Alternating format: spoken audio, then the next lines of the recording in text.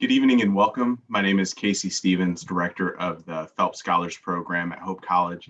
I'd like to thank each of you for being with us this evening. It's a privilege to see so many people who are attending Dr. Green's lecture.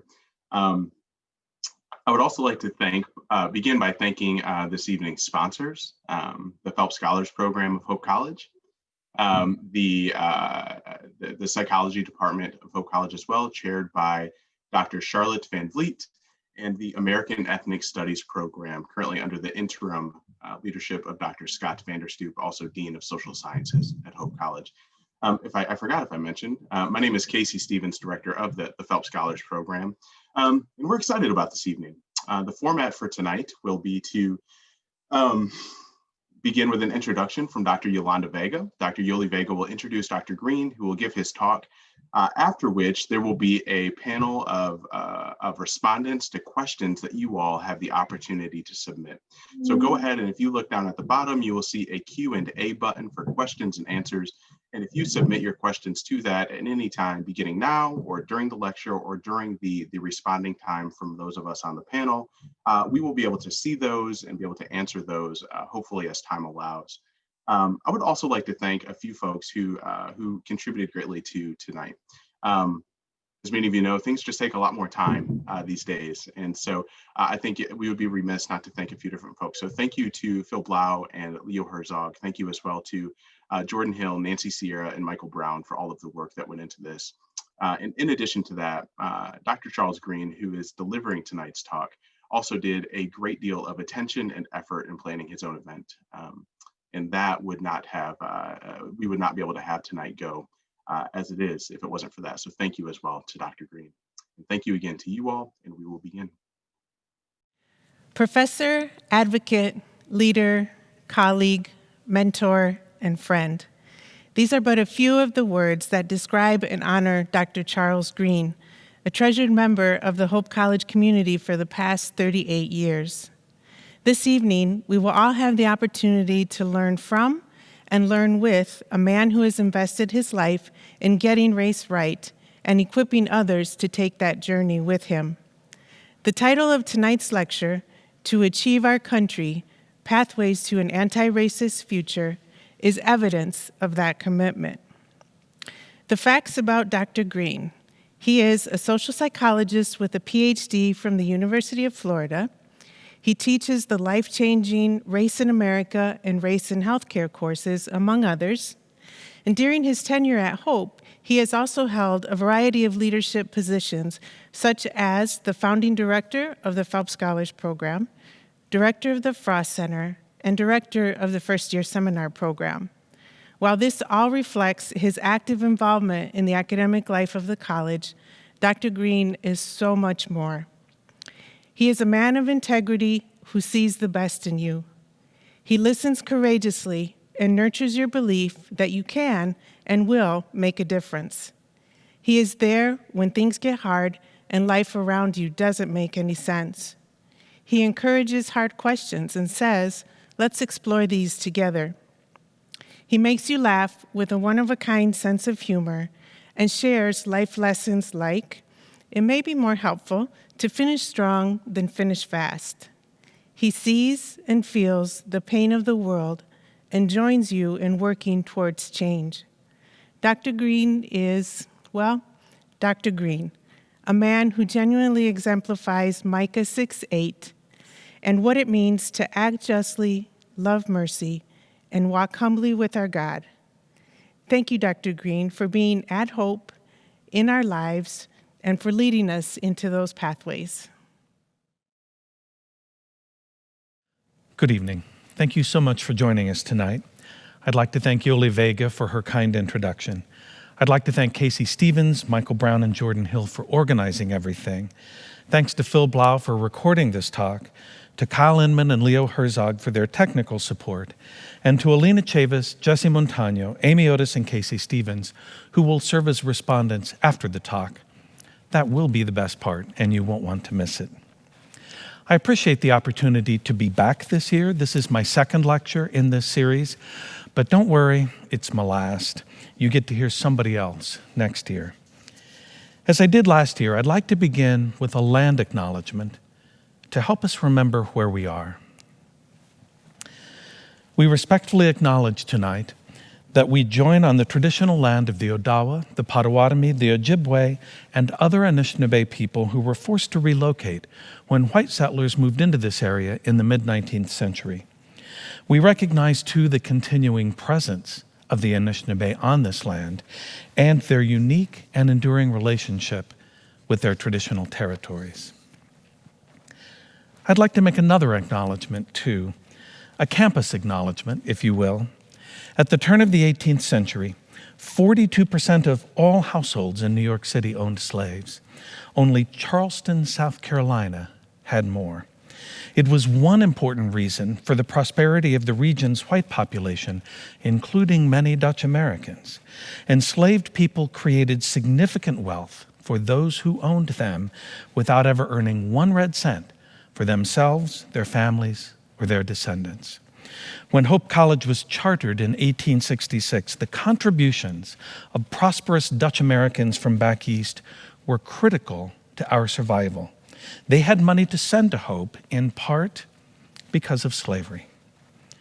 If you are a student or a graduate of Hope College, your education was made possible in part by the unpaid work of people who had no chance at an education for themselves. If, like me, you are employed by Hope College, your career was made possible in part by the unpaid work of people who had no chance at a career for themselves. I want to remember them tonight.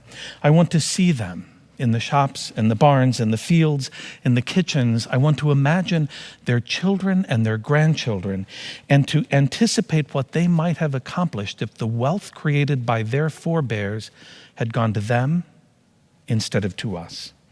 We do not gather to ponder pathways to an anti-racist future because we are a good and noble people. We gather because we are debtors with a moral obligation to repay what we owe. Thank you.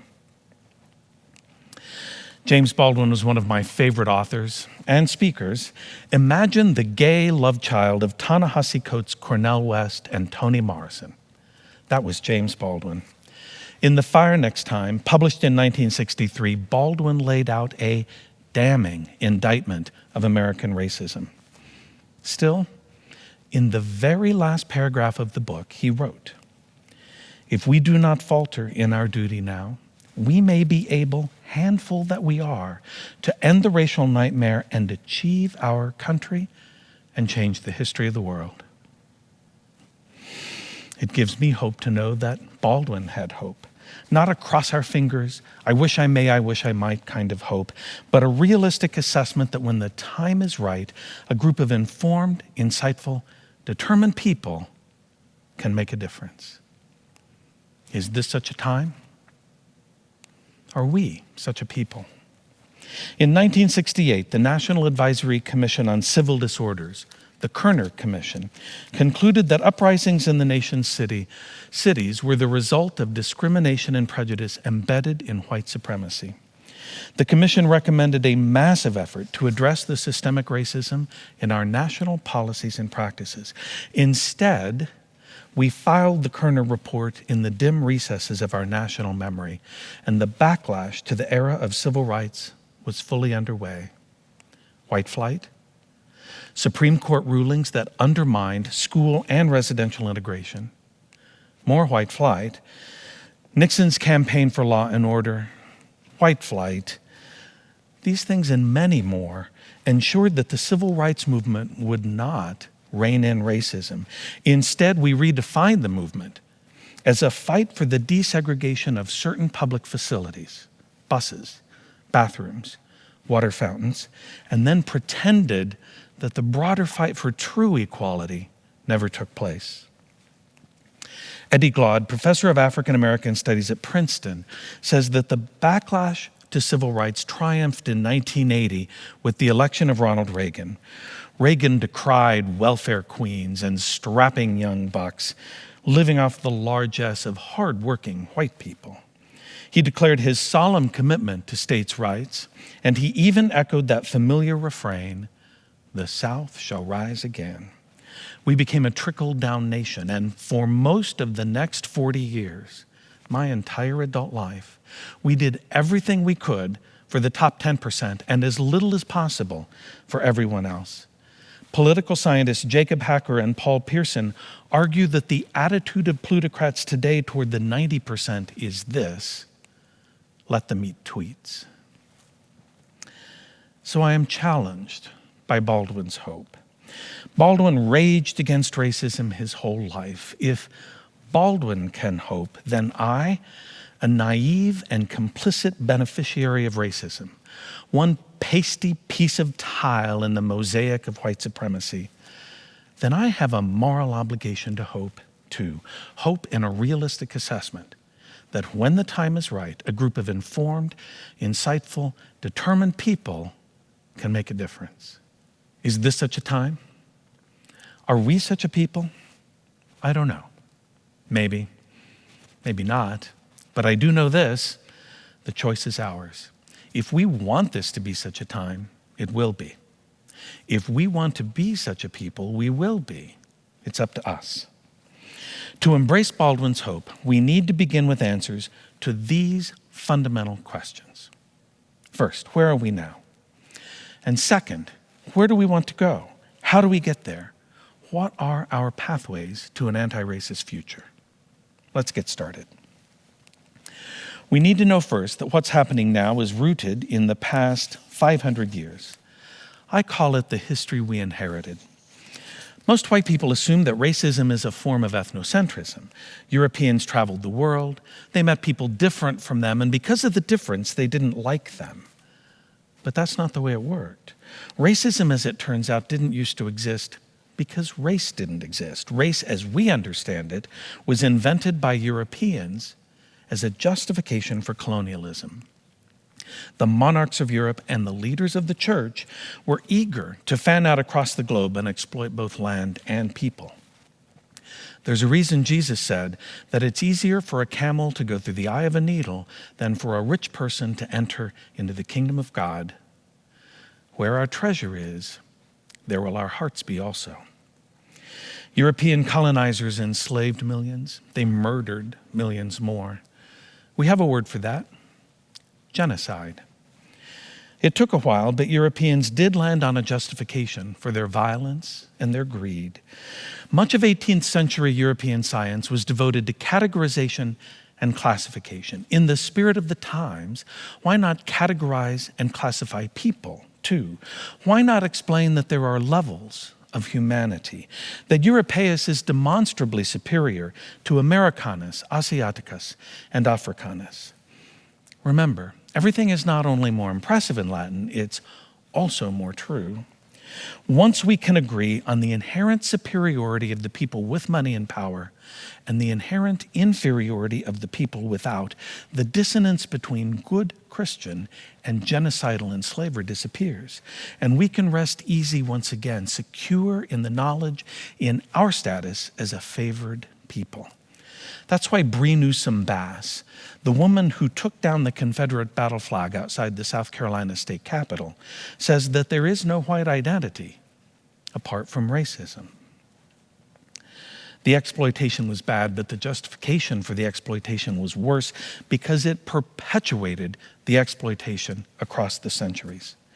Every generation, including ours, has followed directly in the path of the early colonizers, justifying the exploitation by degrading and dehumanizing the exploited. Our deep national commitment to white superiority has blinded us to massive inequities by race and ethnicity and severely limited our capacity even to imagine that things could be different. Barbara J. Fields and Karen Fields call that racecraft, how the practice of racism can create the illusion of race. Here's just one example of many. After emancipation, newly freed slaves were given no compensation, no assistance to start anew. At the very same time, white people, and only white people, were being given land out west, seized from Indians, and given as well an entire infrastructure for their prosperity. Listen as Dr. King explains what happened. At the very same time that America refused to give the Negro any land, through an act of Congress, our government was giving away millions of acres of land in the West and the Midwest, which meant that it was willing to undergird its white peasants from Europe with an economic floor. But not only did they give the land, they built land-grant colleges with government money to teach them how to farm. Not only that, they provided county agents to further their expertise in farming. Not only that, they provided low interest rates in order that they could mechanize their farms. Not only that, today many of these people are receiving millions of dollars in federal subsidies not to farm, and they are the very people telling the black man that he ought to lift himself by his own bootstraps. Now, this is what we are faced with. Barbara Smith, a founder of Black feminist thought, explains it this way. The reason America's pattern of racial terrorism keeps repeating is because the system of white supremacy that spawns the terrorism remains intact. And so the history we inherited has become the history we inhabit today. We hear a lot about cultural literacy, but Katie Swalwell, professor of education at Iowa State, says that if we really want to understand race in this country, we need to focus on equity literacy, and then we'll see what's really going on. I'll say just a bit about racial equities today in income, wealth, housing, criminal justice, and health. This is important because numerous studies show that most white people dramatically underestimate the extent of racial disparities in this country. And we will never make progress if we remain deliberately ignorant of the facts. Former Oklahoma Senator Fred Harris, the last surviving member of the 1968 Kerner Commission, used data from the Economic Policy Institute to compare the economic standing of Black Americans and white Americans in 1968 and 2018, 50 years later. As you can see in the first column, median family income has gone up for both Black and for white families, but the gap is slightly larger today than it was in 1968. The reason? Persistent, pervasive discrimination in employment documented time and again by research. The gap is explained as well by the rates of unemployment you see in column 4 and by the ratio of CEO pay to the pay of average workers in column 5. Second column. Your wealth is your assets minus your debts, your net worth. Median household wealth has gone up a bit for Black families, but not nearly as much as for white families. Wealth gaps say less about your income and more about the income of your parents, your grandparents, even your great-grandparents. Most wealth is received from one's forebears, some directly in the form of an inheritance, but much of it indirectly in the form of opportunities and experiences one was given growing up. Hear me now. Under current conditions, it would take the average Black family 228 years to accumulate as much wealth as the average white family has today. Housing. Home ownership is up a bit for white families, not up at all for Black families, steady at 41%. Black ownership was up to 48% 20 years ago, but it then fell back. The Great Recession hit Black and Latinx families particularly hard. The home ownership gap is due in part to the gaps in income and wealth, but also people of color face continued discrimination in the housing market, both as renters and as buyers. The Department of Housing and Urban Development conducted a national study on housing discrimination in 2012 and found that Black, Latinx, and Asian people often are steered away from white neighborhoods. In neighborhoods of color, however, it's harder to get a mortgage, property values are lower, and property taxes are actually higher than they are in comparable white neighborhoods. Last year, the Fair Housing Center of West Michigan investigated 150 complaints of bias. They also ran their own tests, sending out people of different identities to inquire about renting or buying a home. They found discrimination 38% of the time for race and ethnicity, but also for disability, family status, national origin, and source of income. The current pandemic has been another setback for homeowners of color. Back in July, 5% of white homeowners reported that they had to miss at least one mortgage payment thus far in 2020. For black homeowners, it was 4 times that amount, 20%. Then there's the environmental racism embedded in our residential segregation. Poor people of color are more likely to live in toxic, polluted neighborhoods and to have poorer health as a result. Black Americans are 75% more likely than whites to live near a hazardous waste site. One white American child in 40 has unhealthy levels of lead in their blood. For Black American children, it's one child in 18. When well-to-do white people say, "not in my backyard," what they really mean is, go dump your pollution someplace where the residents can't say no. Criminal justice. Murder and other violent crimes rose in the 70s and the 80s, and they peaked in the early 90s. One reason for that, among many, is that the last of the baby boomers turned 30 in 1994, and young men are the most violent demographic in any society. You would expect an increase in crime to lead to an increase in incarceration, but incarceration shot up beyond all reason. Young black men were particular targets, often for illegal drug use. Racial ethnic differences in drug use are small, but racial ethnic differences in incarceration for drug use are large. Why the disparity?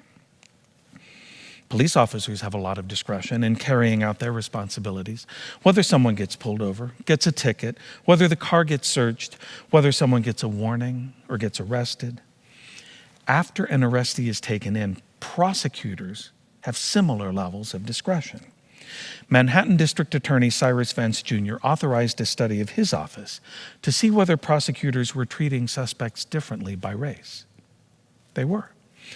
Compared to white and Asian suspects charged with identical offenses, Black and Latinx suspects were less likely to have their cases dismissed, less likely to be offered bail, less likely to be offered plea bargains that avoided jail time, and more likely to be given a prison sentence at the end of their trial.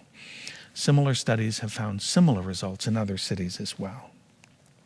Studies of stop and frisk in New York find that Black and Latino young men were far more likely to be stopped and frisked than white young men, but that white young men were far more likely to have illegal weapons or illegal drugs on them when they were stopped. Why? Because white young men were stopped when they were doing something suspicious. Black and Latino young men were stopped whether they were doing anything suspicious or not. Let me bring this a little closer to home. If Black and brown young adults in Holland threw the same kind of large-scale parties as some Hope College students, they'd be hauled downtown. They'd be charged. Their homes would be searched, and sometimes disturbing the police would turn into possession. If you're a Hope student who has attended one of these parties and the police didn't come, that's a very concrete example of your privilege. One more, health. Just like criminal justice, you've heard a lot recently about racial disparities in health and healthcare during the pandemic. I was going to quote The Lancet, the New England Journal of Medicine, and the Centers for Disease Control, but then I found this guy on YouTube, and he sums it up pretty well. Overall, Black people are less likely to have health insurance. Black people are more likely to have pre-existing conditions like asthma and diabetes, and those things make coronavirus more lethal. Black people are also more likely to be in service jobs where you can't work from home and you have to come into contact with lots of people every day. And of course, there's always just straight up racism that affects Black people as well. For example, one study has found that Black people have been less likely to be offered a coronavirus test by their doctor, even if they're exhibiting the same symptoms as white patients. Yeah. So while almost every industry around the world is shut down, it looks like racism is still considered an essential service. Arlene Geronimus is a public health researcher at the University of Michigan who has found that Black Americans of every economic status age more quickly than white Americans, and the culprit is the chronic stress of racism. On average, Black people are physiologically older than white people of the same age. Weathered, Geronimus calls it. Naturally, their health is worse as a result. Andre Henry, who runs the Racial Justice Institute for Christians for Social Action, calls racism the pre-existing condition. And he's right. So what do we make of the pervasive injustice in the history we inhabit? Chris Hayes of MSNBC says that Americans of color constitute a colony within a nation. Imagine a global South nation invaded and occupied by a colonizing power, except that this colony is inside the occupying nation itself. Like all colonies, it is under-resourced and over-policed. That's why Michael Harriot, senior writer for TheRoot.com, says that what we have seen since May is a fed-up rising. The history we inherited became the history we inhabit, and the history we inhabit is the history we've also inhaled. We breathed it in pretty deep, and it's become a part of who we are. Ibram X. Kendi, author of How to Be an Anti-Racist, says that he grew up imbued with racist assumptions and beliefs that he had to learn to recognize and address. We each need to identify the ways we fit just fine into this racist society, all the ways we're comfortable with white supremacy, and then we need to figure out what to do about that. In opinion polls today, between 1/4 and 1/3 of white American adults express clear, overt, racist beliefs, including young adults, I'm afraid. They believe that white people are more intelligent than people of color, that white people work harder, that white people have more motivation. They deny the existence of racism. They believe that now white people are discriminated against and that somehow people of color have all the advantages. Such white supremacist views have risen significantly over the last 2 decades for several reasons. Many white people are fearful of the rising number of people of color in the U.S. Just reading about increased diversity makes some white people more prejudiced, more fearful, more worried about the future, more worried about crime, even more politically conservative, and even less supportive of democracy. Majority rule isn't such a hallowed principle after all, if you are no longer the majority. Many white people hailed President Obama's election as a step forward, but many other white people were enraged that a black man was in the White House. That backlash roared in the next election. Donald Trump campaigned and has governed with the kind of overt, nasty racism we haven't seen in a national political figure since George Wallace. You may be asking, now, why did he have to go and get political? It's a fair question, and I'll tell you. Because not telling the truth is the same thing as buying into the lie. Racist beliefs were the best predictor of who voted for Trump in 2016. Not everyone who voted for Donald Trump is an out-and-out racist, but everyone who's an out-and-out racist voted for Donald Trump. To my conservative friends, colleagues, and students, I say it doesn't have to be like this. The entire nation is relying on you to show the Republican Party a better way, a more truly conservative way. But there's good news too. There also has been an increase in recent years in anti-racist attitudes and beliefs among white Americans. One big reason is the Black Lives Matter movement and the violence that propelled it into public consciousness. The murder of Trayvon Martin in 2012 and the murder of Michael Brown in 2014 convinced a lot of white people that we do not live in a post-racial era. And while the 2016 election encouraged many white people to embrace their racism, it had the opposite effect on many others. More white people than ever came to understand that racism is real, structural, as well as personal, and that something needs to be done. Then came May 25. It took Derek Chauvin 8 minutes and 46 seconds to murder George Floyd. It was slow motion. Serene. There was no excuse this time, no alternative storyline, no difficult split-second decision Chauvin had to make, and the response was immediate and overwhelming, the largest series of protests in U.S. history. By one estimate, 20 million people participated in at least one Black Lives Matter march this year, including one white American in 20. Earlier this summer, 67% of white American adults told CNN that they support Black Lives Matter. By September, however, that number was 55%. Unfortunately, most of the drop came from Republicans, increasing the already large difference in white racial attitudes by political party. 44% of white Republicans supported Black Lives Matter in June. By September, that was 22%. There's been slippage among Democrats and independents too. This is a moment, but if we're going to make a difference, now is the time. As we have seen, racism must be addressed in many sectors and at many levels. But tonight, I'm going to use Hope College as a case study. It's the context within which I'm speaking, and it's pretty representative, I think, of predominantly white institutions of all kinds. Like all organizations, Hope has its strengths and its things it needs to do better. I think we can be open about both. As Timothy Dalrymple, the CEO of Christianity Today, says, the Bible is honest about the flaws of even the most remarkable people. We should follow its example. But we have to realize first that we cannot simply be nice while maintaining the status quo. That's the default position in most predominantly white organizations. That's why visible racial harassment gets a lot of attention in white institutions. It threatens our self-image as a nice place. We send an email, "This is not who we are," and tell everybody to go back to being nice again. I wish that NICE were an acronym for typical white attempt to gloss things over without making real change. But the acronym for that, unfortunately, is Twatgetaumurk, and I just can't work with it. So here's my best effort at NICE as an acronym. Never is civility enough.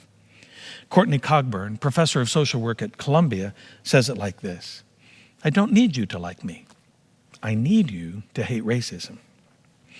To be nice is to allow people of color in while insisting that they fit in.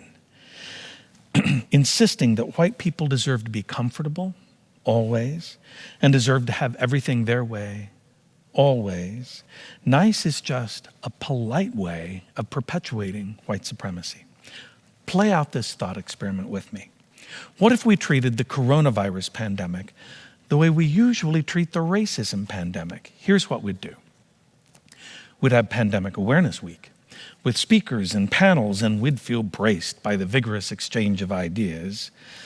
However, there would be no need to implement any of the solutions proposed because demonstrating that we care about the topic is what gives us permission not to do anything else about it. We would instruct resident assistants in the halls to put up one pandemic-themed bulletin board every semester. If there were a conference on the pandemic, a cheap conference, we'd send the same 3 people who attended all the previous pandemic conferences. They'd know better than to send around a report afterward, because previous such reports either went unread or resulted in some sort of passive-aggressive punishment. And we'd do lots of surveys. There'd be charts of pandemic attitudes over time, demonstrating to the Higher Learning Commission that we care deeply about the issue. The commission would encourage us to keep doing pandemic surveys, and they would promise to look at the new results when they come back in another 10 years. Sounds familiar, doesn't it? Some of these ideas aren't bad, but when framed in terms of COVID-19, we see immediately that they're not enough. So let's stop being nice, at least in the Twatgetaumurk sense of the word, and let's make some real changes instead. So, finally, the pathways. George Yancey, the sociologist at Baylor, not the philosopher at Emory, wrote a book a few years back on the characteristics of successful multiracial churches. I'd like to talk about 5 of them tonight: inclusive worship, diverse leadership, an overarching goal, personal skills, and location. I believe that these characteristics apply to any successful multiracial organization. These are our pathways to an anti-racist future. Inclusive worship. Professor Yancey says that how we worship can be an important way to symbolize acceptance. An inclusive worship style communicates to visitors of different races that they and their culture are accepted. Worship is a pillar of life for any church. What are the pillars of the work we do here at Hope? The most important pillar is our curriculum, which at Hope has become more inclusive over the last 20 years. There's more to do, but we've added quite a few courses that focus on underrepresented scholars and experiences, both domestic and international. Several of the arts programs, the Great Performance Series, the Kreisinger Art Museum, the theater department in particular, have been very intentional about bringing in new artists and new perspectives. The rest of us need to follow their lead. We can also offer a better critique of the traditional curriculum. This isn't a new idea. Way back in grad school, I read a book on the history of psychology called Even the Rat Was White. I need to do a better job of incorporating this information into my classes. Of course, all of this would be much richer with a more inclusive faculty. More on that in a minute. Our co-curriculum is a pillar, the out-of-class opportunities for leadership, teamwork, and service. From where I sit, at least, I've seen less progress in the co-curriculum than I have in the curriculum. Even though our percentage of white American students has fallen over the last 20 years from 96% to 82%, in the last 2 decades, too many of our student groups are still overwhelmingly white. Victor Ray, a sociologist at the University of Iowa, writes in the Harvard Business Review about why so many organizations stay white even when they say that's not what they want. Professor Ray reminds us that we all have a race, we all have a culture, and yet many white organizations see themselves as race neutral. Professor Ray says, understanding this context is vital to seeing organizations for what they really are. Not meritocracies, but long-standing social structures built and managed to prioritize whiteness. Only then can leaders begin thinking differently about race. Not as a temporary problem to solve or a box to check, but as a fundamental part of an organization's identity. Only then can they have a better understanding of why their diversity efforts do so little to attract, retain, and promote people of color, and what they need to do to change that. I'd like to see everyone who assumes a position of leadership at Hope, students, staff, and faculty, learn about barriers to full inclusion in their particular department or organization, along with other skills they need for anti-racist leadership. Our Student Congress is leading the way. For years, students of color have been dramatically underrepresented in Congress. A couple of years back, Congress formed the Culture and Inclusion Committee, which includes representatives of the multicultural student organizations, the Women's Empowerment Organization, Hope's Interfaith Youth Alliance, Students with Disabilities, International Students, and others.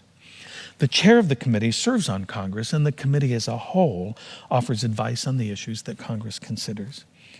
One hopes for the day when an additional committee won't be necessary, but for now this is far better than simply ignoring the gaping hole in student representation.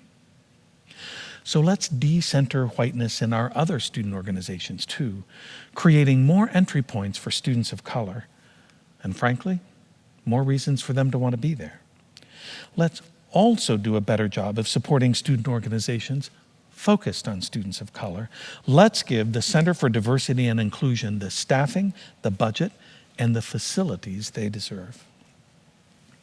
Here's another idea. Everybody at Hope College knows that we have 2 traditional student events in the fall, the Pull and NYKirk. I suggest that what everybody knows isn't true. We have 3 traditional events, the Pull, NYKirk, and Images.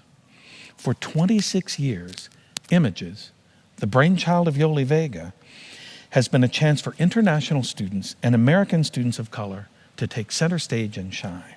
Images is incredible because the students are incredible and because the Center for Global Engagement provides them a platform. It's fun, it's festive, and it involves dozens of students every year. And yet every fall, when I invite students in my classes to attend, most of them Even seniors tell me that they've never heard of it. In part, that tells you how many white students have overwhelmingly white social networks. But it also tells you that when marginalized students do incredible things, we don't see it as part of the larger story of Hope College. If Greek Life put on images or the athletic teams, there would be institutional PR buildup for months, and it would be all over our admissions materials. This is an easy one, Hope College. Give images the support and the recognition it deserves. Another pillar at Hope is worship. What would the principle of inclusion look like in our worship? Not just occasionally, but every Monday, Wednesday, Friday at 10:30, every Sunday evening at 7, in our Bible studies, in our community service. What would it mean for our white students, not merely to expose them to Christians of other backgrounds, but to nurture them in the richness of the full body of Christ?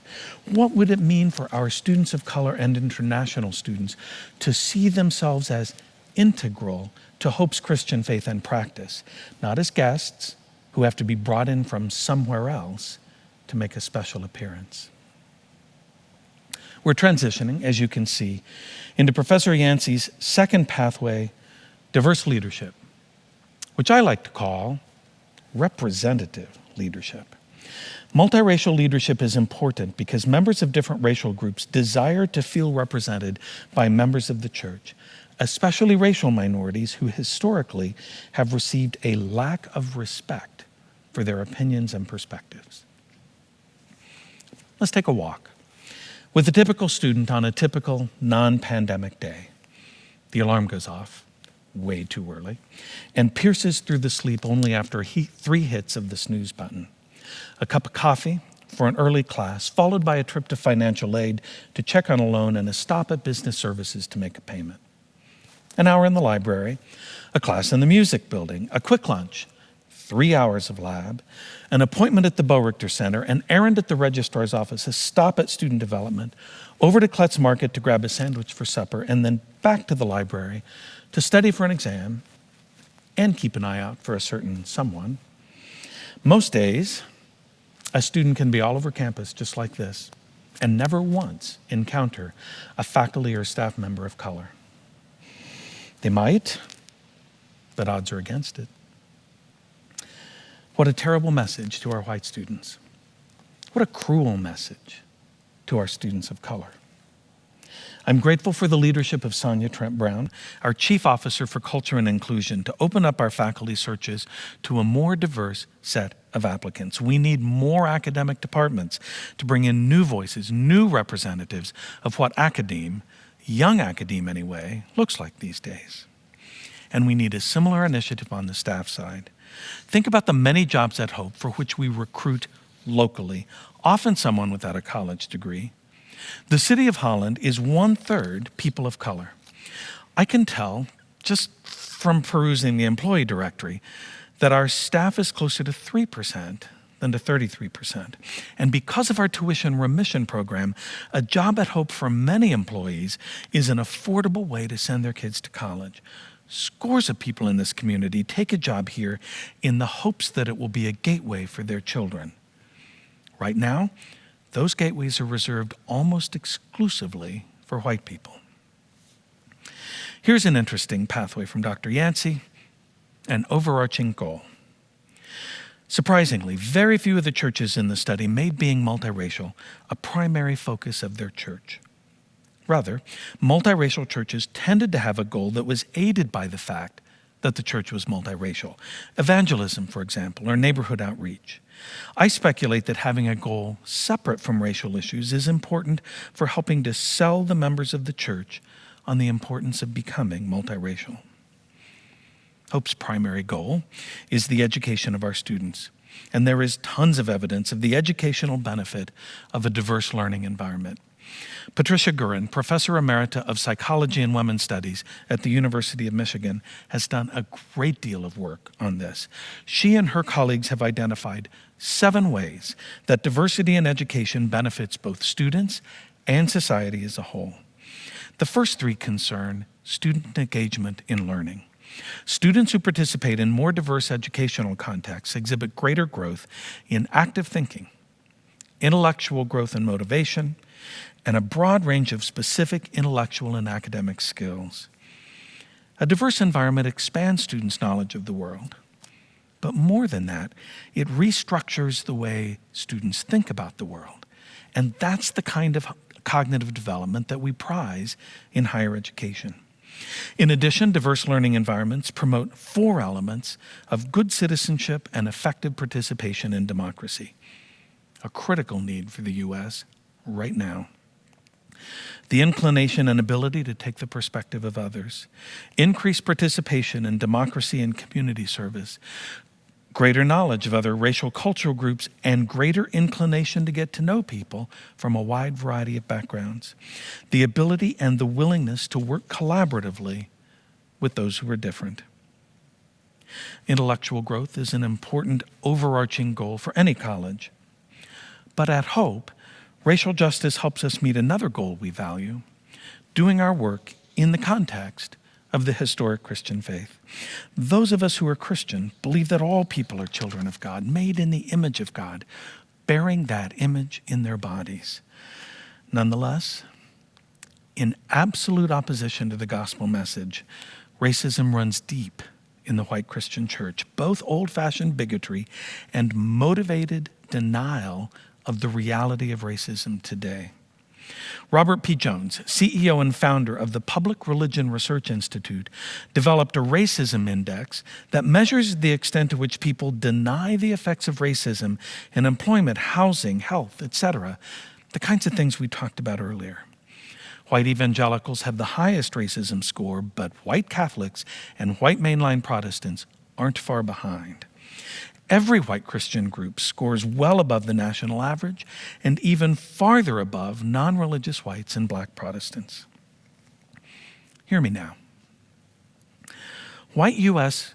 Christianity and racial prejudice are so deeply intertwined in our thinking that Baylor University social psychologists found that priming research participants with Christian words like church, Bible, or Jesus, as opposed to neutral words like shirt, butter, or hammer, led them to express more negative attitudes and more negative affect toward Black Americans, regardless of the research participants' own religious beliefs. Christians and non-Christians alike implicitly associate the Christian faith with racial prejudice. Friends, this is who we are, both to ourselves and to others, and it's heresy. Gloria Purvis, who hosts a show on a Roman Catholic radio network, says it well. Racism makes a liar out of God. It says not everyone is made in his image. What a horrible lie from the pit of hell. If Hope College is to educate students in the context of the historic Christian faith, we must renounce and repent of the colonized, racialized faith that surrounds us and infuses us. Here at Hope, we say we want to be transformational. Well, this is how we do that. Again from Professor Yancey. Personal skills are the ability of church members to handle the interpersonal needs and conflicts that arise, sensitivity to different needs, patience, the ability to empower others, and the ability to relate to those of different races. This is a particular need for Hope, I think. Most Hope students come either from Michigan or from Illinois. By several measures, they are two of the most racially segregated states. We need to acknowledge that. We need to help our students develop the attitude, skills, and knowledge required to live well in a diverse environment. It matters. Sohad Marar, a social psychologist at Governor State University, found that when white college students learn that most white students on their campus support greater diversity, they're more likely to be supportive too. Students of color then report a higher sense of belonging. They report being treated better by white students, and they get better grades. Simranjit Singh hosts an online interview show called Anti-Racism as Spiritual Practice, sponsored by Religion News Service. Recently, he spoke with the Reverend Dr. Jackie Lewis, senior minister at Middle Collegiate Church in Manhattan, a congregation of the Reformed Church in America, Hope's sponsoring denomination. Mr. Singh asked Reverend Lewis, what can each of us do to become less racist with a goal of becoming anti-racist eventually? Or in Professor Yancey's terms, what kinds of personal skills can we develop to live and work well in a diverse community? This is a lightly edited excerpt of Reverend Lewis's response. First, decide you're going to be committed to an anti-racist journey. This has got to be part of our commitment of faith. And second, if you make a commitment, you become a student. Read white people writing about white people, about their whiteness, and be a student. Read Ta-Nehisi Coates' beautiful monograph to his son, Between the World and Me. Read Ibram Kendi's How to Be an Anti-Racist. Read Michelle Alexander's New Jim Crow. Be a student. And then find a relationship in which you can have safe and real conversations, because I think our stories do change people. Before you know everything, before you know anything, have zero tolerance for racism. When you're at the dinner table and someone's saying racist things, be appalled. Be anti-racist right there. If you're in a school setting, be suspicious about the curriculum. What kind of books are we going to read? What kind of music are we going to listen to? We're not going to get to an anti-racist America if everything we do goes through the lens of whiteness, as bright, white, smart, good, fabulous, well-paid. Not going to get there. This is brilliant. Commit, care, learn, connect. Don't wait for progress. Be progress where you are and who you are. Not sure how to do this? The Reverend Dr. Denise Kingdom Greer of Maple Avenue Ministries here in Holland, known affectionately in these parts as Pastor Denise, has put together a project that she calls the 1 Corinthians 13 Project. Go to onecore13project.com for a host of resources and an opportunity to think about racism and racial healing in a new way. And number 5, location. Multiracial churches tend to be located where they have access to members of different races. There, the church can build and maintain a multiracial membership by drawing upon the residents in the integrated neighborhood. For Hope, our location in a diverse community is an asset on which we can build. Hope is applying to participate in the Truth, Racial Healing, and Transformation Initiative of the American Association of Colleges and Universities. Central to that plan is building stronger, more diverse networks in the community of Holland to our mutual benefit. Whether we get the funding for that plan or not, I trust that we are committed to implementing it. Locations are social as well as geographic. Judith Katz, author of White Awareness, a handbook for anti-racism, identified many of the networks that make up an organization's social location. Accountants, insurance companies, window washers, food suppliers, investors, trustees, donors, high schools, churches. Each strand of our social network either pulls us towards segregation or away from it. We need to be more intentional about our networks. 5 pathways to an anti-racist future, and I'm just scratching the surface. We have an abundance of very good options. If you're part of Hope College or any organization, what will your role be? You know this. It's not enough just to feel right or think right. We got to do right, too. But some of these pathways are long and steep. They wind around. The destination isn't always in sight. How do we prepare ourselves for this journey? One of Jesus' most treasured gifts was the Lord's Prayer. Teach us to pray, his disciples asked, and he did. Our Father, who art in heaven. I used to get stuck on the part about God being in heaven, up yonder, distant. Why would Jesus emphasize that? But I don't think it's about distance. I think it's about difference. The kingdom of heaven has a whole different set of values than the kingdoms of earth. Jesus' entire ministry was about a different way of being, so different, it's like being born all over again. When we go on to pray, thy kingdom come, thy will be done, we are asking God to help us reject the ethos of earth and embrace the ethos of heaven, to love God with all our heart, soul, strength, and mind, and to love our neighbors, all of our neighbors, as ourselves. A different way of being, loving all our neighbors. These are essential to unlearning the myth of racism, to repenting of the sin of racism, to traveling the anti-racist path. And the Spirit is moving, raising up a generation of young leaders to prepare us for the journey. Many are Christians of color, prophets with a word from the Lord for our time. I am moved, for example, by the Asian American Christian Collaborative and their affirmation that Black lives matter. Last June, Raymond Chang, AACC president and a campus minister at Wheaton College, led a march in Chicago through both African American neighborhoods and Chinatown. Reverend Chang said afterward, "This was a spiritual act in opposition to the powers and principalities that seek to destroy and divide the church. We broke the stronghold that divided our communities, and we said, enough is enough." Pastor Ben Aguilera of the Boulevard Church here in Holland recommended to me this summer a brand new book, Brown Church, 5 Centuries of Latino Social Justice, Theology, and Identity. It was written by Robert Chow Romero, who teaches Chicana and Chicano studies at UCLA. Romero says that for 500 years, the Brown Church has offered a gospel alternative to the white nationalist church.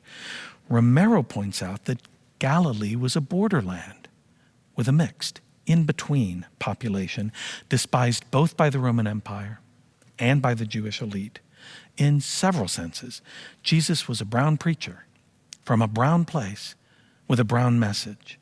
Romero invites all Christians to worship the Jesus of Galilee. Jesus who heals the colonial wound, who meets us in the Christian activist borderlands, decolonizes our churches and institutions, and yet who also calls us into reconciliation with one another and our historic oppressors. Not a cheap grace and reconciliation that glosses over 500 years of violence and racism that have killed, segregated, deported, and left hungry. No. A Spirit-led process of naming, resonating, repenting, decolonizing, and healing. Our goal is no less than the loving and liberating reign of the kingdom of God, the good news of Jesus of Galilee. Also out this summer, Native, Identity, Belonging, and Rediscovering God by poet Caitlin B. Curtis. Ms. Curtis was raised in the white supremacy of the U.S. church and has worked hard to reconcile her love for Jesus with her Potawatomi identity. Christianity has become a thing of empire. Whiteness is a culture that requires the erasure of all others, assimilation as virtue. But really, assimilation is about power, power that puts shackles on Black people, Indigenous people, and other people of color. Some church leaders discouraged my voice as an Indigenous woman. I chose to leave. Even the progressive spaces that claim to want change don't necessarily want what that change requires, giving up white supremacy. But once we open our imaginations to the value that Indigenous and Black people carry, it will inevitably create a different future for all of us, a future that God envisioned in the very beginning, a world full of fierce love and sacred belonging. The Black church has also kept the gospel flame alive, while much of the white church was off worshiping its idols. One young Black prophet for today is Jemar Tisby, president of The Witness, a Black Christian collective. In his book, The Color of Compromise, The Truth About the American Church's Complicity in Racism, Tisby writes, Jesus crossed every barrier between people, including the greatest barrier of all, the division between God and humankind. Therefore, we have the power through God to leave behind the compromised Christianity that makes its peace with racism and to live out Christ's call to a courageous faith The time for the American church's complicity in racism has long passed. It is time to cancel compromise. It is time to practice courageous Christianity. We lost John Lewis this summer. One of the last surviving members of Dr. King's circle, he represented Atlanta in the U.S. House of Representatives for 33 years. As a college student, he, Diane Nash, and many others fought against whites-only public facilities in Nashville, Tennessee, my hometown, and they won. Nashville was the first Southern city to desegregate in 1960. In a posthumously published essay, Mr. Lewis left a final word, he said, to the next generation. Hope College students, I hear him speaking to you. Together, you can redeem the soul of our nation. Though I may not be here with you, I urge you to answer the highest calling of your heart and stand up for what you truly believe. In my life, I have done all I can to demonstrate that the way of peace, the way of love and nonviolence is the more excellent way. Now it is your turn to let freedom ring. May this be such a time. May we be such a people. Thank you very much. Hello, everyone. I hope you valued Dr. Green's lecture as much as I did. My name is Nancy Sierra, and I am the graduate intern for the Phelps Scholars Program.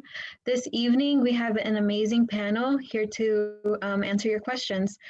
Before they introduce themselves, I would like to remind you that if you have any questions, please feel free to continue submitting them using your Q&A option on your screen.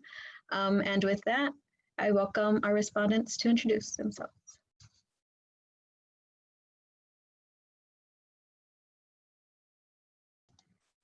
You're muted. My name is Alina Chavis. I am a professor of social work in the Department of Sociology and Social Work at Hope College. I am also a 2000 graduate of Hope College and a mother of 5 and live in Holland, Michigan. Thank you. Jesus Montaño, I'm in the English. I am not a graduate of Hope, but I've been here a long time. I think I passed 20 years this year. So yeah, thank you.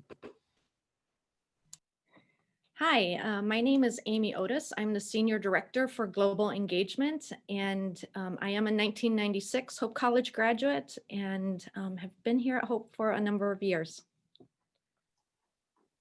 Hello, everyone. My name is Casey Stevens. I introduced myself earlier as the Director of the Phelps Scholars Program, a role that I've had the privilege of holding down for the last year and just about a half now. So relatively new to Hope in the West Michigan community as well.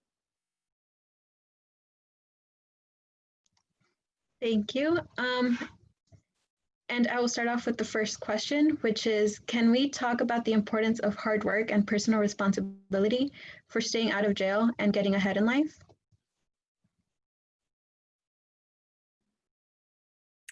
So I'll answer that one. I think we should talk about personal responsibility in this conversation, but I think it's one of those situations where it's not an either or, that we look at the person's ability to make a full decision without the influence of opportunity is not a fair statement or a fair approach.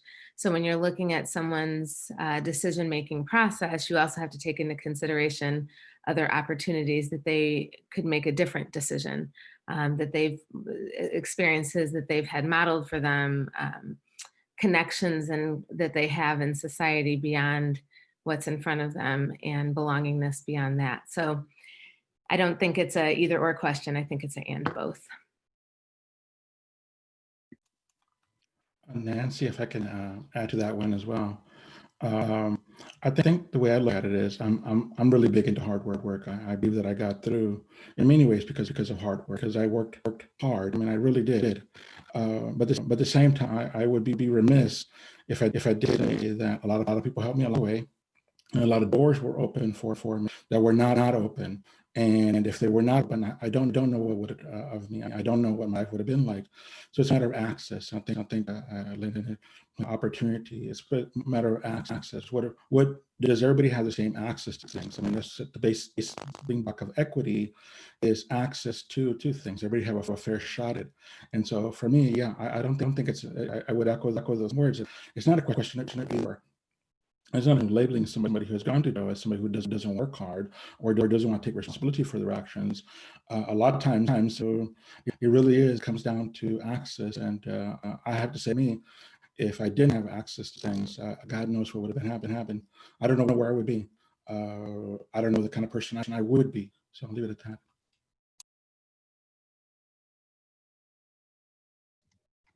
Thank you.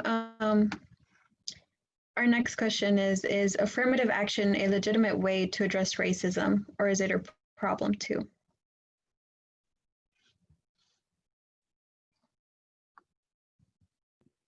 I didn't want to take two in a row, but I'll go for it. This is obviously opinion, but I don't think affirmative action is a problem. I do think, again, that's not the only answer. I think we have to go beyond affirmative action. So pulling people into an institution or into jobs is the first step. But the second step of that is then how do you support those people in those positions?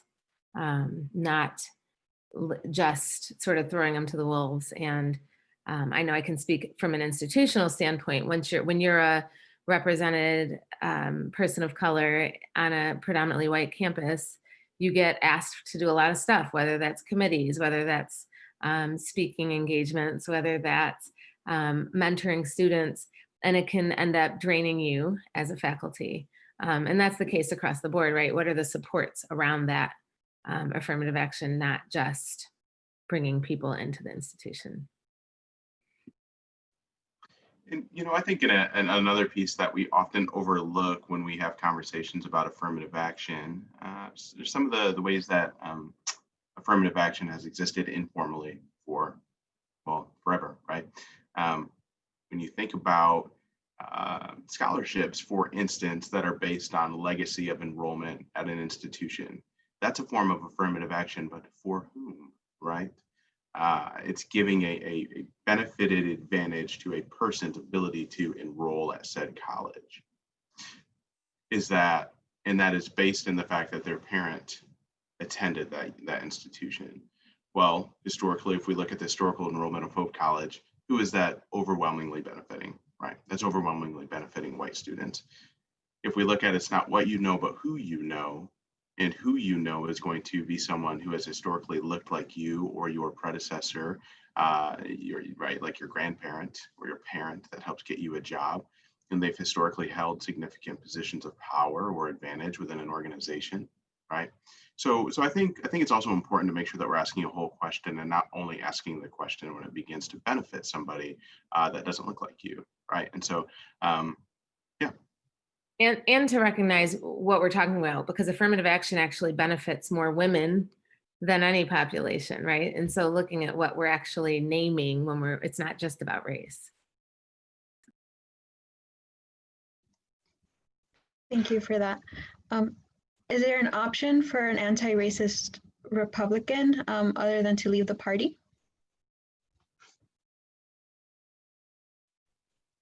I don't mind responding a little bit to that. I mean, why leave the party, right? If you're an anti-racist, you are called into a space, regardless of what organization, community, family, whatnot. If you are on that anti-racist path, then you don't leave the communities that surround you because you have a responsibility. In our class, in our FYS class, we read the Dr. Beverly Tatum book, Why Are All the Black Kids Sitting Together in the Cafeteria? And she uses an example of a moving sidewalk, right? And we've been talking about this in class, that if you look at our systemic racism in the United States, if you look at the systems and structures in place, right? If you're an active racist, you're moving along at a fast pace on this walkway, moving with it to get to the end, right? It's intentional behavior.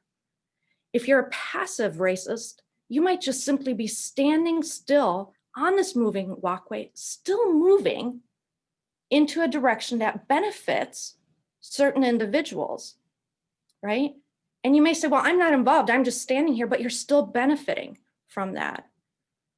On the other hand, if you're an active anti-racist, right, that's again, intentional behavior. You turn around and you walk the opposite direction at a fast pace to go back to the beginning of that moving walkway, right?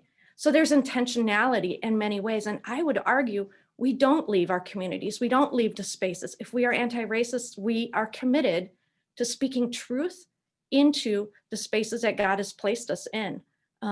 So that's maybe one reflection that I would have on that question.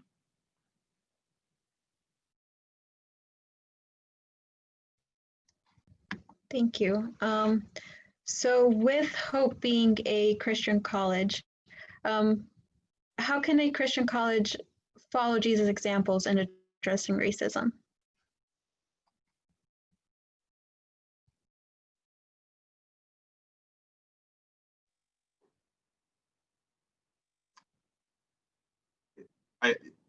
This has been a question that's been on my mind a fair amount. I think this summer there started to be quite a bit of, maybe even before that, quite a bit of language that anti-racism is explicitly and overtly atheistic. And I find the complete opposite to be true. I am deeply convinced that we follow, if you are a Christian, that we believe in a God who is committed to resisting and rejecting any form of any system or policy that would dehumanize and disadvantage someone based off of the image in which they were created, because they are created in the image of God, right? So I start with that as a foundation for that thought. So how do we do that as a college? Well, I think we do things that affirm, right? Like I'm not a theologian, right? But to affirm the imago Dei, right? Like, what do we do to affirm the image of God in each person, right? I think we affirm that in the types of traditions, right? That we amplify, as Dr. Green said in his talk, right? How do we amplify each of these traditions that hold value? How do we make sure that a student has just a fair an opportunity to get the housing they want, as opposed to students, right? Like who perhaps brought in more credit to the college, right? Or who, by way of greater financial resources, et cetera, have the opportunity to take more credits, or due to different family circumstances have the opportunity to take more credits, so that that doesn't negatively affect people in the same year who are seeking, right? Because we see the way that these disproportionately can affect different groups of people. So I think we take a look at our policies and the way that our policies do or do not align with equitable engagement and treatment of people, equitable opportunity to have the same outcomes. And if we notice that a group based off of their race is more likely to be disadvantaged, then I think we need to address that issue spot on. I don't think you can be anti-racist and fail to do that. I would maybe also add in that as a Christian college committed to Christ's teaching, that's justice work. And so we teach justice in all that we do. Look at our mission statement, right? We're preparing students for lives of service and leadership in a global society. And I would argue that involves justice work, regardless if you are in the sciences, the social sciences, arts, the humanities. That is part of our formation of who we want our students to be, engaged in the world, using their voices, again, regardless of the major, right? To do justice work, to stand in the gap of the marginalized. I think that's our responsibility at Hope College as we truly look at educating our students.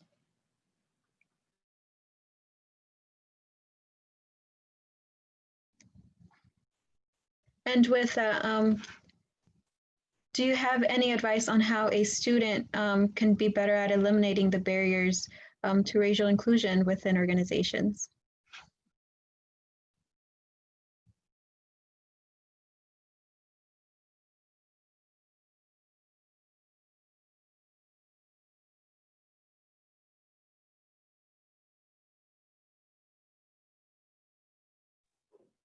I can go. I feel like I've gone the last few questions. I want to give a colleague the chance to oh, really, please, Elena, go. No, I'll follow you. I'll still speak. Yeah, I think related to what I said just a moment ago, right? I think I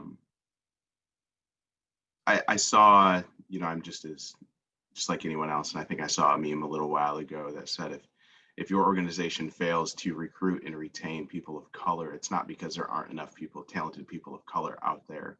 It's because your organization is not inclusive, right? Like your organization is not right. So how do we do that? I think the question is constructively, how do we do that, right?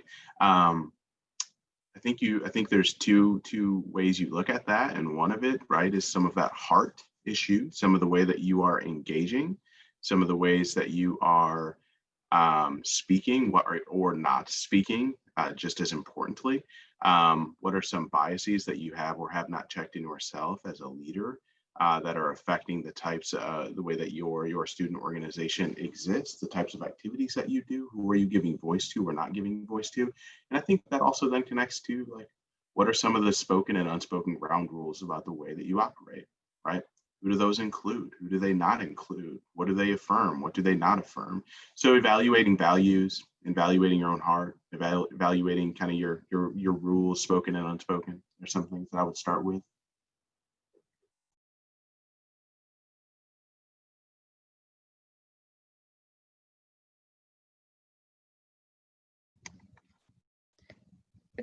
I just wanted to make sure, Lena, did you have anything else to add? No, I was going to say, go ahead. The only reason I was hesitating is I think I want to not start with the assumption that the student groups aren't doing a good job with intentionality, because I think there is so much I'm thinking specifically of Hope, but we have so many diverse student groups.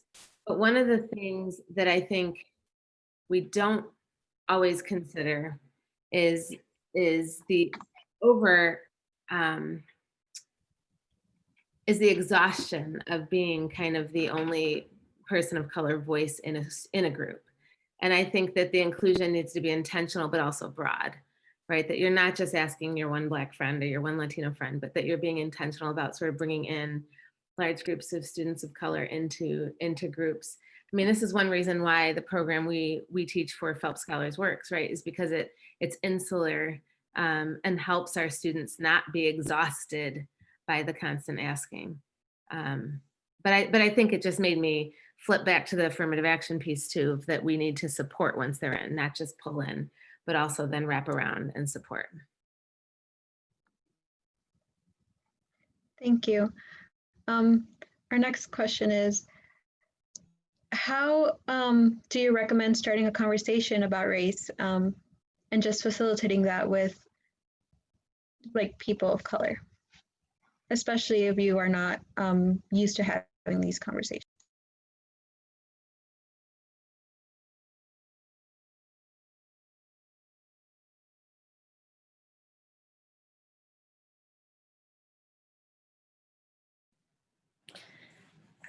I think one, honesty is the best policy, right? If you have a friend of color that you want to have a conversation with, you say, I want to learn. Are you willing to have this conversation with me, right? And being prepared that maybe a student will say, I'm exhausted from this conversation. I don't know if I can give you that space, right? And being okay with that, not feeling rejected. Maybe there's somebody else, right? Maybe there's a faculty member or a staff member that you could start that conversation with. I think it's also being willing to maybe join. Professor Green, Dr. Green gave us a great example of images, right? Pay attention to what are the events around us and start participating. Go to the events out of sheer curiosity, right? To start the learning somewhere. And pretty soon you will start finding spaces to engage in the conversation. Come to images, right? Go to Black History events that we have. Participate in these spaces. And again, I think you will find opportunities to ask questions and to engage in conversation. Again, I want to come back to say, don't necessarily single out just one person. If you do, ask them, is it okay? How do you feel about having this conversation with me? Because, and again, fully respecting that somebody may say, I'm really tired right now, and I don't know if I'm the best person to talk to. And I want to say to students of color as well, that you have permission to say that. It's okay for you to say that. You do not always have to be the person put on the spot. But if you do have that strength and that ability to have that conversation, be honest, be open, be raw with each other, and listen. Listen deeply to the stories and believe each other. I think a lot of times when students share stories about their time at Hope, there's a sense of like, no, that's not at Hope, right? That constant questioning and doubting leaves a person of color often questioning their own sanity sometimes. And so again, I would encourage you to just be honest and open with each other. As you say, I have questions, but also receiving the, I don't know if I can answer those right now in this space. So I can add both comments. So here we go. This is my shameless plug for what I do. I read literature. I read a lot. And I love literature. I love books. I have books over my house. There's a stack behind me and a stack to my right. I mean, they're everywhere in my house. Interestingly, I have many more children's books than I do have adult books, which is kind of interesting to have a lot more picture books than you have adult books, so on. So I would say it this way, there are amazing books, amazing authors right now that can help you fundamentally ask the right questions and give you perspectives they might not have had, that then you can taste with others and say, wow, is this what's going on? Or wow, I know. But I will say this, and I again, a shameless for what I do, which is go to the library, go just here at this library, just go to the library, go down to the children's section, and there's a whole bunch of papers there that say, in here, if you want to learn this, here's this. I don't know more about Latinx heritage. This we got a handout out here. You want to know more the black experience? Have this. And those are very readable books. Those are extremely readable books, and they're fun to read, and they're fun to talk about. So again, shameless plug for what I do, which is I work with Lou, and I think one of the most powerful things we have on our side as we move forward. You can read all the time. I'll end by this, which is say to our students specifically, that I have friends who take a 1 hour credit basket weaving course, college or university. And the reason they do so is that so they can have access to the library. And once you have access to the library, you have access to all the databases in that library. And so I happen to just take an hour at a college or university, so access to a amazing system. And so if you don't want to go to Herrick District Library, like I need a more up to date. I know what research looks like. And I need to know exactly what sources people are quoting. I saw some names that Professor threw up there. I want to know these books are available. And one of the odd things that with COVID is that there are now more books available, where you would have to go check out a book. A lot of them are online. I know that there's quite a few presses, university presses, that have totally gone online for all their books. I believe the Macmillan Company, for example, has done so. And this is using resources that we have. So for students going like, I don't know, I'm like, you have a Herrick District Library next to you. You have a research library next to you. You have people around you.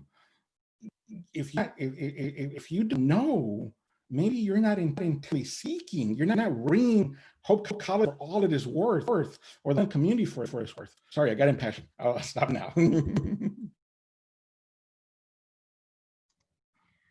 Thank you. I do agree with literature being a good resource. So what would you respond to the question, shouldn't we focus on common goals and common interests instead of focusing on race, which divides us?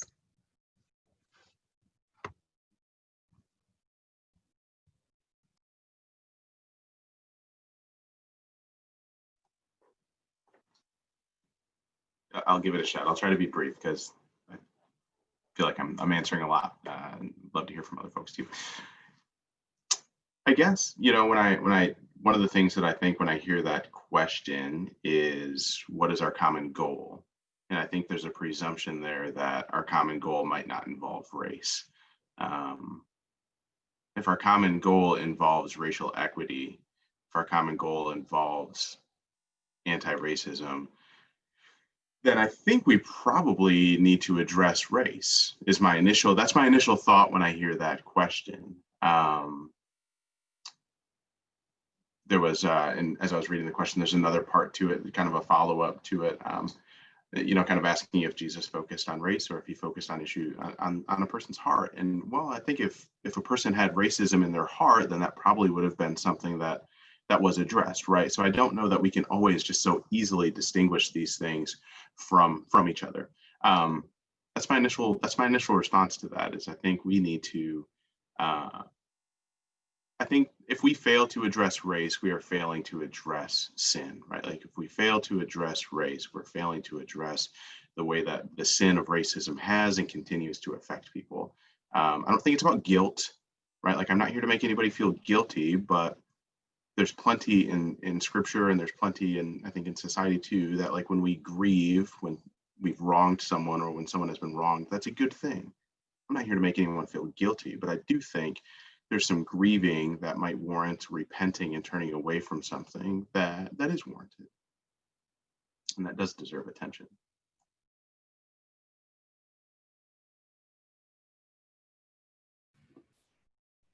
This isn't the same question, but it makes me think of the colorblind question, right? The I don't see color question. Why are we talking? Why does that always have to be at the forefront? And this is a conversation I have a lot with people, and there's so many parts of this that I want to answer because some of it has to do with racial identity development, which is near and dear to my heart as a mom of 5 Black kids. But when you're looking at how you see yourself in the world, you see yourself in the world as a reflection of how people see you. And whether or not you want to name it, this world's going to see you as a person of color if you're a person of color. And so to say that that's not where you start in terms of how you meet someone is a false statement. Whether or not you say it out loud, it's overt, it's being stated.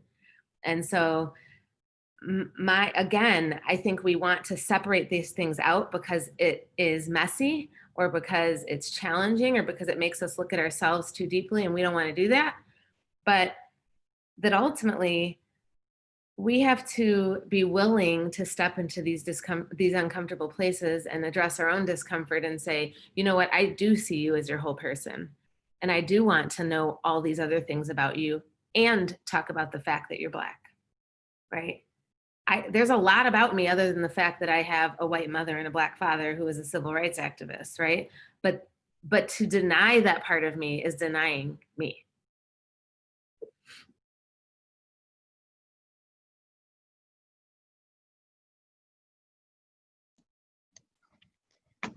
Thank you.